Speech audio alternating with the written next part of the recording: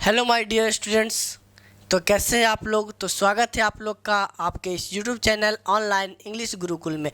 तो चलते हैं, बेसिकली आपका टाइम समय ना बर्बाद करते हुए सीधे मुद्दे पे आते हैं। ठीक है, चलिए। तो बेसिकली मैं आज आपको बायोलॉजी पढ़ाऊंगा। क्या पढ़ाऊंगा? बायो में बेसिकली आपको चल रहा था सेल चैप्टर चल रहा था। क्या चल रहा था? सेल।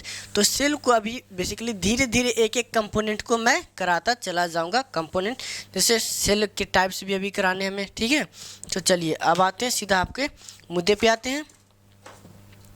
चलिए, मैंने मार्कर उठा लिया, कोई दिक्कत वाली बात नहीं।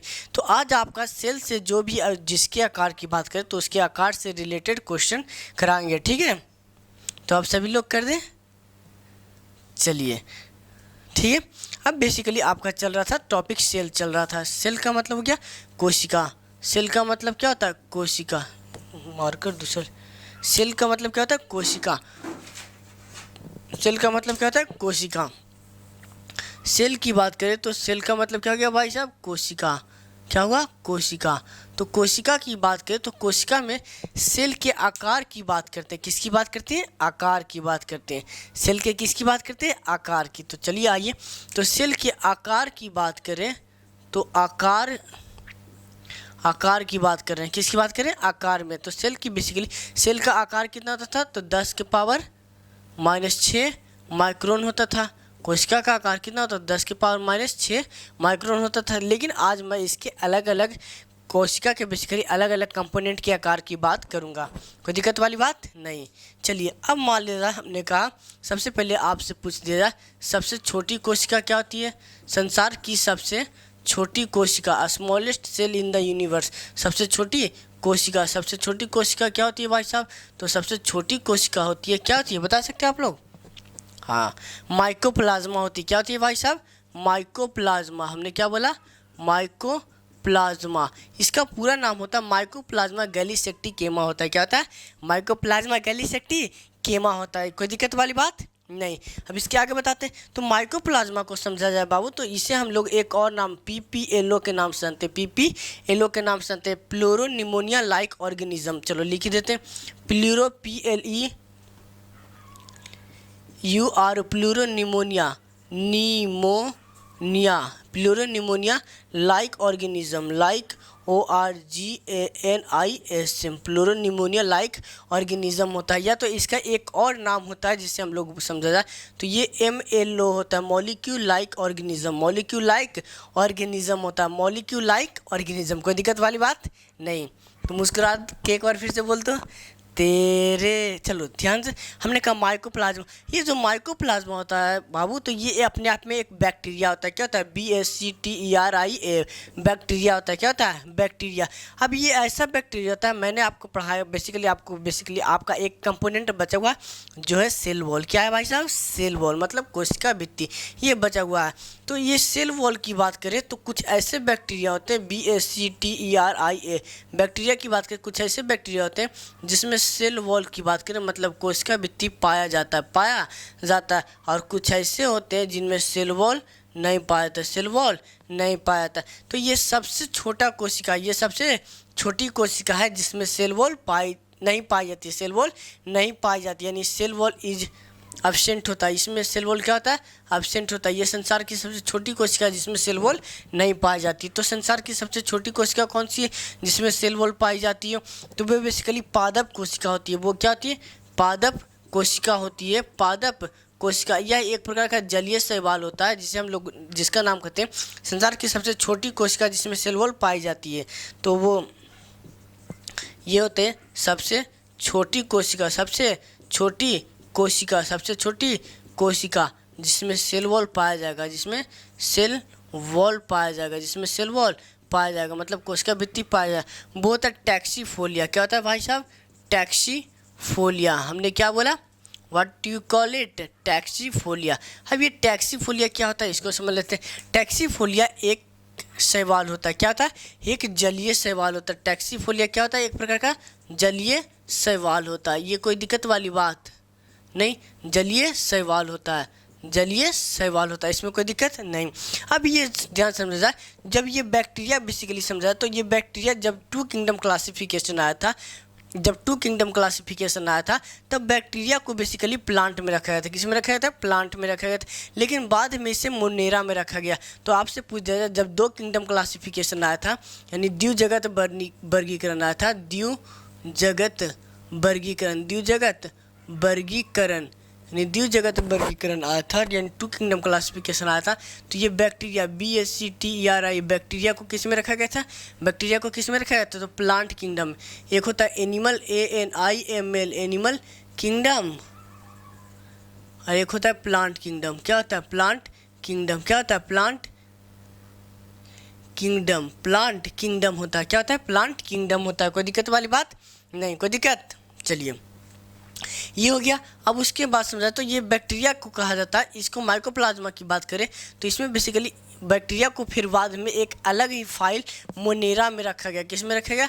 फिर बाद में मोनेरा MONERA मोनेरा में, सेपरेट फाइल में मोनेरा में रखा गया। सेपरेट फाइल में मोनेरा में रखा गया। उसके बाद आगे की बात करें तो ये जो बैक्टीरिया होता है इसे बेसिकली हम लोग एनिमल ऑफ प्लांट किंगडम यानी जोकर ऑफ प्लांट किंगडम और जोकर ऑफ एनिमल किंगडम के भी नाम से जानते हैं। ये जो बैक्टीरिया की बात करें BACTER बैक्टीरिया की बात करें बाबू, तो इसको हम लोग जोकर ऑफ दिख रहा है JOKER joker of plant kingdom, joker of plant kingdom, joker of plant kingdom और joker of animal kingdom, joker of animal kingdom भी कहा था, जोकर ऑफ एनिमल किंगडम भी कहा जाता है। कोई दिक्कत वाली बात नहीं? इतना कोई दिक्कत है? किसी को कोई doubt? Have you any doubt? तो कॉल एट दिस नंबर। तो आप इस नंबर पे 62 87 66 81 55, मैंने आपको नंबर्स पहले ही बता दिए। कोई दिक्कत वाली बात नहीं? चलिए, तो आप लोग इसे स्क्रीनशॉट लें, उसके बाद मैं आपको आगे पढ़ाता हूँ। चलिए जल्दी, मार्कर चेंज करना पड़ेगा। चलिए भाई साहब, ले लिए होंगे आप लोग स्क्रीनशॉट। चलिए, ध्यान से हो गया। अब इसको बारे में थोड़ा सा, इसके बारे में अगर जो बताया जाए तो माइकोप्लाज्मा के आकार की बात करें, माइकोप्लाज्मा के आकार की बात करें बाबू, तो माइकोप्लाज्मा आकार 0.1 माइक्रोमीटर से लेकर 0.5 माइक्रोमीटर तक है। 0.1 माइक्रोमीटर से लेकर 0.5 माइक्रोमीटर तक के है। ठीक है, चलिए ये हो गया। अब आगे आपको पढ़ाते हैं। तो आज से बेसिकली आपको रेगुलर ही वोकैब की वीडियो भी अब धीरे धीरे मैं ही कराऊंगा। अब आपको बेसिकली मैं बायो का एक अलग ही सेपरेट प्लेलिस्ट बना दूंगा या फिर अलग एक सेपरेट चैनल बनाने वाला हूं। कोई दिक्कत नहीं, आप लोग जितना ज़्यादा सपोर्ट हो सके सपोर्ट ज़रूर करें। कोई दिक्कत? चलो, अब समझते हैं कुछ आकार के बारे में। ये जो सामान्य जंतु होता है इसकी बात करें, यानी सामान्य जंतु की बात करें बाबू, सामान्य जंतु की बात करें तो सामान्य जंतु का आकार, सामान्य जीवाणु लिख देते हैं सबसे पहले। सामान्य जीवाणु का आकार की बात करें तो सामान्य जीवाणु का आकार कितना हो सकता है? सामान्य जीवाणु का आकार कितना होगा बाबू? 0.2 माइक्रोमीटर से लेकर 10 माइक्रोमीटर तक के हो सकता है। 10 माइक्रोमीटर तक हो सकता है। अगर जो सामान्य पेड़ पौधा के आकार, सामान्य पादप, सामान्य हमने क्या बोला बाबू? पादप या फिर जंतु कोशिका के आकार की बात करें, सामान्य पादप या फिर जंतु कोशिका के आकार की बात करें तो इसका हो सकता है 10 माइक्रोमीटर से लेकर 100 माइक्रोमीटर तक के हो सकता है। कोई दिक्कत वाली बात नहीं? किसी को कोई डाउट है? चलिए ठीक है, चलिए बहुत ही अच्छे आप लोग। चलिए हो गया। उसके बाद कहा जाए, अगर जो आपसे पूछ दिया जाए कि जिराफ के तंत्रिका तंत्र की लंबाई कितनी होती है? तंत्रिका तंत्र की लंबाई, तंत्रिका तंत्र की हमने क्या बोली भाई साहब? लंबाई कितनी होती है? तो जिराफ के तंत्रिका तंत्र की लंबाई 2 मीटर होती है। कितनी होती है? 2 मीटर होती है। क्या होती है? 2 मीटर होता है। अगर जो मान लीजिए आपसे हम पूछ देते RBC का व्यास कितना होता है? RBC की बात करें तो RBC के व्यास की, RBC का डायमीटर मतलब व्यास की बात करें तो 7 माइक्रोमीटर तक होता है। 7 माइक्रोमीटर तक होता है। 7 माइक्रोमीटर तक होता है। इसमें भी कोई दिक्कत? उसके बाद अगर जो आपसे और भी पूछ दिया जाए अमोइबा का आकार कितना होता है? अमोइबा मतलब जिसको आप लोग हिंदी में अमीबा कहते हो। क्या कहते हो? Amoeba, अमोइबा, AMOEBA। अमोइबा की बात करें तो अमोइबा का आकार होता है 250 माइक्रोमीटर से लेकर 750 माइक्रोमीटर तक होता है। 750 माइक्रोमीटर तक होता है। और अमोइबा की बात करें तो अमोइबा अपना भोजन किससे बनाता है? कूटपाद के द्वारा अपना भोजन को ग्रहण करने का काम करता है। कोई दिक्कत वाली बात नहीं, कोई प्रॉब्लम? चलिए आप इसे स्क्रीनशॉट लें, उसके बाद मैं फिर आपको लिखा रहा हूँ। हो गया? चलिए हो गया। अब बेसिकली आपको कोशिका से रिलेटेड थोड़ी हल्की फुल्की बात मैं भी करा देता हूँ, फिर आपको मैं एक बार कोशिका ख़त्म करूँगा। अभी कोशिका आपको बेसिकली दो तरह से अभी मैंने नहीं पढ़ाया। कोशिका के पार्ट क्या होते हैं अकॉर्डिंग टू द स्ट्रक्चर के अनुसार कोशिका के कितने पार्ट होते हैं, ये हमें कराना भी बाकी है। तो प्लीज़ पेशेंस ज़रूर रखें। पेशेंस ही कहा जाता है। अगर आप पेशेंस रखोगे तो आराम से मैं आपका हर एक टॉपिक एकदम क्लियर तरीके से क्लियर कराऊँगा। आपको कुछ भी पूछने की ज़रूरत नहीं रहेगी, इसलिए आराम से फ़ोन रखो और अपना पढ़ाई जारी रखो, ठीक है। चलिए आ जाइए। तो सबसे हमने बोला था सबसे छोटी कोशिका क्या होती है जो बिना सेल वॉल की होती है, तो आपने बोला माइकोप्लाज्मा। और सबसे बड़ी टैक्सीफोलिया जो कि एक जलीय शैवाल होता है। अब आगे समझते हैं। तो सबसे बड़ी कोशिका क्या होती है भाई साहब? हमने कहा संसार की सबसे बड़ी कोशिका क्या होती है? सबसे बड़ी कोशिका क्या होती है? संसार की सबसे बड़ी कोशिका क्या होती है? तो संसार की सबसे बड़ी कोशिका होती है शुतुरमुर्ग का अंडा।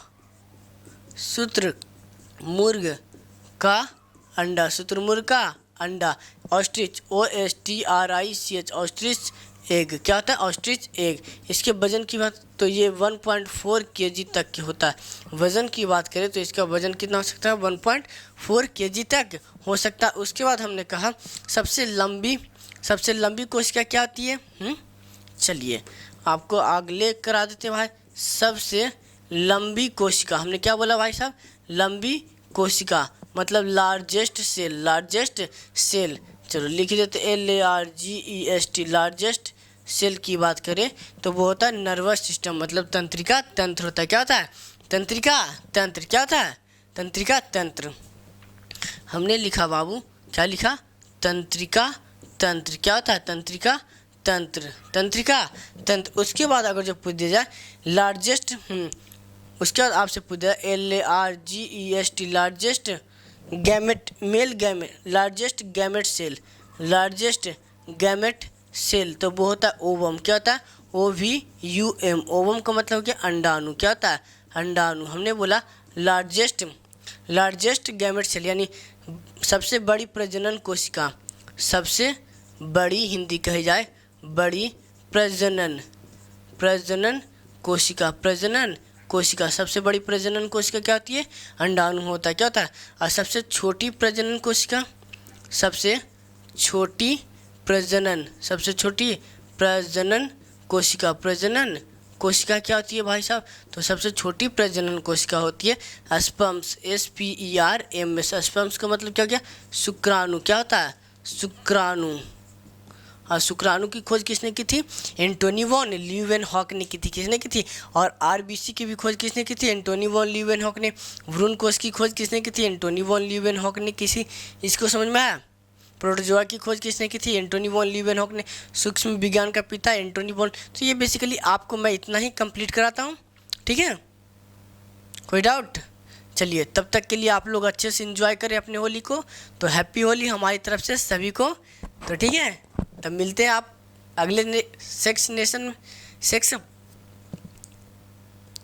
सेक्शन में मिलते हैं। कोई दिक्कत वाली बात नहीं। चलिए हैप्पी होली आप सभी को हमारी ओर से। Bye bye,